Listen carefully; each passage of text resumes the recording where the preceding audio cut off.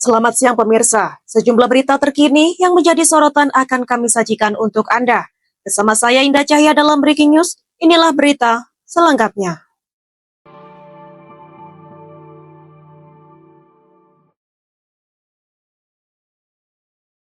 Pemirsa, Presiden Republik Indonesia Prabowo Subianto bertolak ke Kuala Lumpur, Malaysia untuk menghadiri konferensi tingkat tinggi KTT ke-46 ASEAN.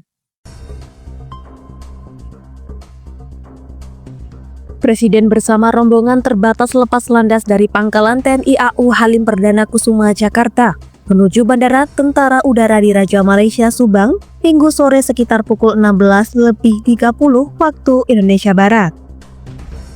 Keberangkatan Presiden dilepas oleh sejumlah pejabat tinggi, diantaranya Pangdam Jaya Maijen TNI Rafael Granada Bay, Kapolda Metro Jaya Irjen Pol Karyoto, Rangko Opsut 1 Marsma TNI Muzaffar, serta dan Lanut Halim Perdana Kusuma Marsma TNI Erwin Sugiandi. Dalam rangkaian konferensi, Presiden Prabowo dijadwalkan menghadiri berbagai agenda penting, mulai dari sesi pleno, sesi tertutup atau retreat, hingga pertemuan dengan perwakilan parlemen ASEAN, organisasi kepemudaan, dan pelaku bisnis kawasan. Tak hanya itu, Presiden juga akan menghadiri sejumlah KTT lainnya seperti KTT ke-16 BIM EGA, KTT kedua ASEAN GCC, KTT ASEAN GCC Cina, serta KTT ke-16 IMT GT. Menurut Deputi Bidang Protokol, Pers dan Media Sekretariat Presiden Yusuf Permana, seluruh agenda ini menjadi bagian dari upaya memperkuat peran sentral ASEAN di tengah dinamika geopolitik dan ekonomi global. Demikian laporan, Java TV melaporkan. Berita selanjutnya pemirsa, terjadi kebakaran di sebuah gedung asrama sekolah polisi negara yang berlokasi di Kecamatan Lubuk Ilangan, kota setempat, pada Minggu 25 Mei 2025. Dinas Pemadam Kebakaran Padang, Sumatera Barat mengerahkan personel untuk memadamkan kebakaran. Kepala Dinas Damkar Padang Budi Payan menginformasikan bahwa pihaknya mengerahkan sebanyak 7 armada pemadam kebakaran untuk melakukan pemadaman api. Upaya pemadaman ini juga didukung oleh 2 unit armada pemadam dari PT Semen Padang. Laporan resmi yang diperoleh dari Damkar Padang menyebutkan bahwa kebakaran malam itu telah melahap petak hunian yang ada di Blok E Asrama SPN Padang.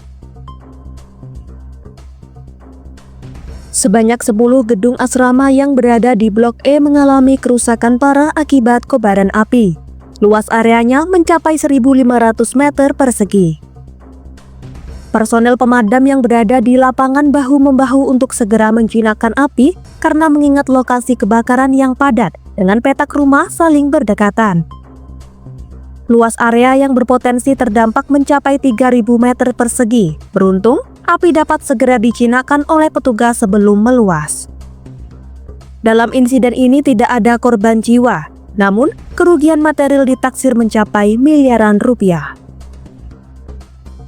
Untuk diketahui, kompleks SPN Polda Sumbar yang berlokasi di kawasan Padang Besi adalah fasilitas tempat tinggal bagi anggota polisi serta keluarganya. Demikian laporan, Java TV melaporkan. Masih di Breaking News pemirsa, sebuah truk pengangkut cabai terguling di Jalan Lintas Timur Palembang, Jambi, di wilayah tikungan Pertamin, Kecamatan Sungai Lilin, Kabupaten Musi, Banyu Asin, mengejutkan warga sekitar lantaran insiden terjadi pada pagi hari. Diketahui kecelakaan tersebut terjadi pada Minggu 25 Mei 2025 sekitar pukul 5 waktu Indonesia Barat, yang menyebabkan 3 orang mengalami luka-luka dan 3 kendaraan mengalami kerusakan. Berdasarkan informasi Danang Dwi Nugroho, 25 tahun asal Jawa Tengah, pengemudi truk pengangkut cabai bernomor polisi AA8067OF pada saat itu sedang melaju dari arah Palembang menuju Jambi.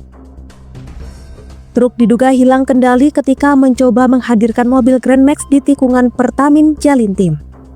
Akibatnya truk tersebut terguling ke sisi kanan jalan dan menabrak sepeda motor Yamaha NMAX tanpa pelat yang dikendarai M. Junaidi serta mobil Toyota Rush bernopol polisi BG 1925BU yang dikemudikan Nurdianto. kendaraan yang terlibat kecelakaan mengalami kerusakan dan ketiga korban mengalami luka ringan dari insiden tersebut. Dengan segera korban dievakuasi dan dibawa ke RSUD Sungai Lilin guna penanganan medis. Eko Purwanto, warga sekitar, menyebutkan bahwa mobil truk ingin menyalip dan kehilangan kendali dan terjatuh. Lokasi tersebut memang rawan terjadi kecelakaan, apalagi untuk kendaraan yang tidak hafal dengan jalan tersebut. Kasat Lalu Polres Muba AKP Pandri Simbolon membenarkan adanya kejadian tersebut. Tim Satlantas Polres Muba sudah melakukan penanganan dan olah TKP di lokasi kejadian. Demikian laporan, Java TV melaporkan. Berita selanjutnya, pemirsa, Komisi Perlindungan Anak Indonesia angkat bicara terkait viralnya pernikahan anak SMP dan SMK di Lombok Tengah, Nusa Tenggara Barat. KPAI minta pihak-pihak yang terlibat dalam pernikahan anak itu diberi sanksi tegas. Komisioner KPAI AI Rahmayanti mengatakan bahwa pernikahan tersebut siri karena tidak dilakukan di KUA dan tidak melalui proses dispensasi kawin. Pihak yang terlibat harus diberi sanksi tegas. Adat merarik atau tradisi kawin lari memang dipegang kuat oleh masyarakat suku Sasak di NTB. Namun sebagian besar salah menafsirkan nilai-nilai budaya, bahwa yang disangsi ketika sudah ada tradisi merarik, maka yang disangsi itu anaknya. Padahal secara nilai secara adat yang harus disangsi itu orang tua. Acara pernikahan yang terjadi tersebut viral di media sosial dan menyebabkan kontroversi. Ketua Lembaga Perlindungan Anak LPA Kota Mataram Joko Jumadi menyoroti gelagat mempelai perempuan terkait kondisi psikologisnya.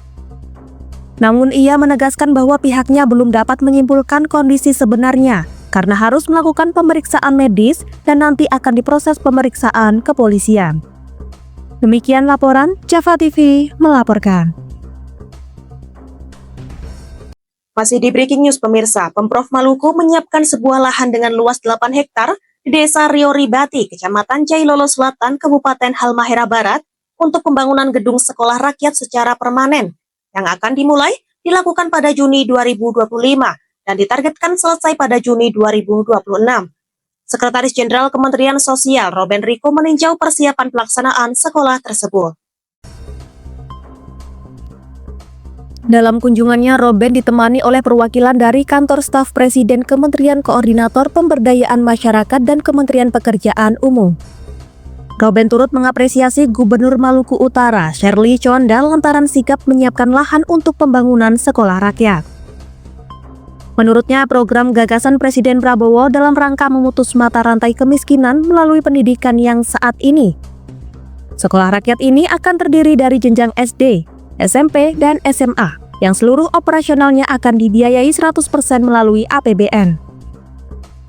Program tersebut dirancang untuk memberikan akses pendidikan kepada anak-anak dari keluarga miskin yang berada di Desil 1 dan Desil 2 berdasarkan data Tunggal Sosial Ekonomi Nasional. Sekolah Rakyat Maluku Utara akan menerima peserta didik baru pada tahun ajaran 2025-2026. Pada tahap awal atau bersifat sementara, kegiatan belajar mengajar jenjang SMP akan dilaksanakan di Sentra Wasana Bahagia Ternate. Kemudian tingkat SMA akan menggunakan gedung rehabilitasi institusi penerima wajib lapor dan sekolah pertanian menengah atas di kota Sofifi.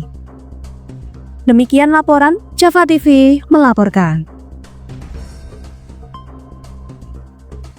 Baik pemirsa, informasi tadi sekaligus menjadi penutup perjumpaan kita hari ini. Saya Indah Cahya dan segenap tim redaksi yang bertugas pamit undur diri. Selamat siang, terima kasih dan sampai jumpa.